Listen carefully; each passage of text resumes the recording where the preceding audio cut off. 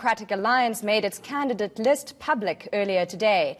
All parties had to submit their names to the IEC earlier this week. The usual, Mmusi Maimane, John Steenhuisen, Natasha Matsone and James Self made the cut. Former head of policy Gwen Ngwenya also made it. eNCA's Moloko Moloto has been following that story and joins me now. Hello, Erin. Hello, Moloko. Welcome to the show.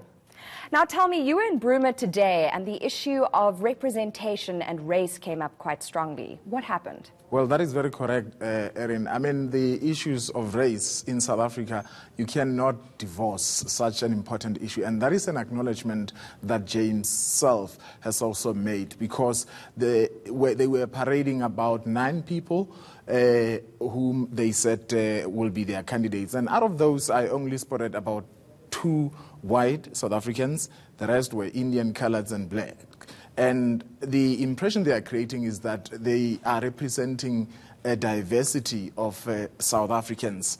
Now, everybody knows that the DA has always been objecting to black economic empowerment and affirmative action. They've always insisted that they want people on the basis purely of merit. Now, I asked the question whether race played any central role in their selection process. And let's take a listen as to what they said.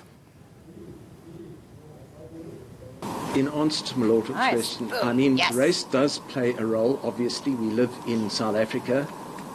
We are a very diverse country, and we would like our lists to be as diverse as possible, because diversity is a great blessing and a great strength.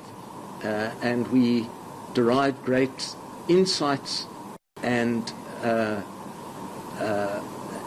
intelligence from the diversity of our lists. Ultimately, however, we want our lists to be based on merit. So the initial selection of candidates is always on a merit basis. There is the opportunity for selection panels to change, to recommend changes to the lists based on compelling reasons. Most selection panels did so.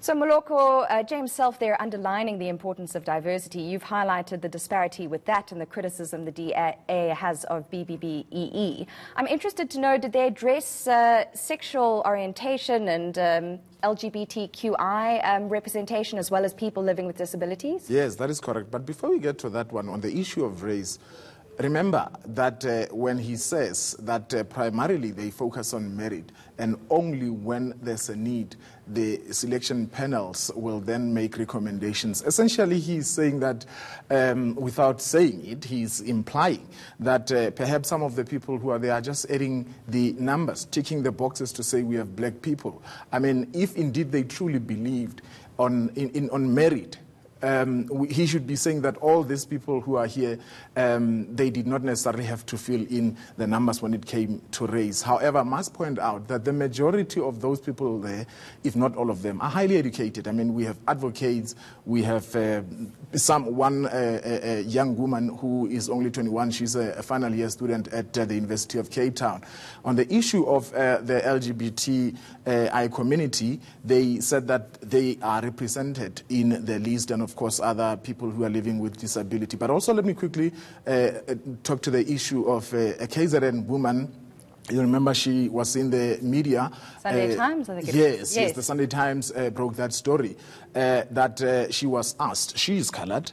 The report was that she had been asked to prove that she is not white in order for her to increase her chances to make it to the list. Now, the person who was requesting her to prove herself is a member of the DA's Provincial Executive Committee in KZN. Now, we were told today that that woman is going to face a disciplinary action. Sorry, the person, I'm not too sure if it was a woman or a man, the one who wanted Hannah Winkler to prove her identity. Yes. Now, Hannah herself, we are told that she has made it to the list. She was not there today in the media briefing, but somebody told me that she is in a very pole position. She's certainly going to be elected, they believe, to be member of parliament. I mean, one wonders how you do that sort of test and whether or not it is in fact a appropriate in, democratic South Africa. But we'll park that question for a moment. What are the broader numbers here in terms of the DA's list for this election?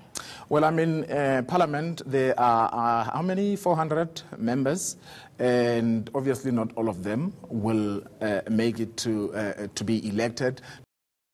The mention is that the DA, while it's going into these elections, they actually conceded that their aim is not really to win, but just to make sure that nationally they reduce the ANC's majority to below 60%. And make sure that they retain the Western Cape, and that they reduce the ANC's majority both in Gauteng and the Northern Cape to below 50%. Now the question is, why should you go into a match with the attitude of accepting defeat? I just found it problematic, but they said, look, we want to push down the numbers of the ANC to a level where they will not be sure that they will win the next elections. Interesting you mentioned that. Of course, we had the eNCA town hall earlier this week, the maiden edition in Mitchell's Plain, and there we heard from the DA about jobs, for example, a focus on what they've achieved in the DA, but some grievances from the people who came forth, spoke with Aldrin Sampear and raised their issues with the governing party. What's your view on the DA in the Western Cape and how it's fared? Well, in terms on paper, I mean, if you peruse the Auditor General's documents, they're doing very well. They're running generally clean government.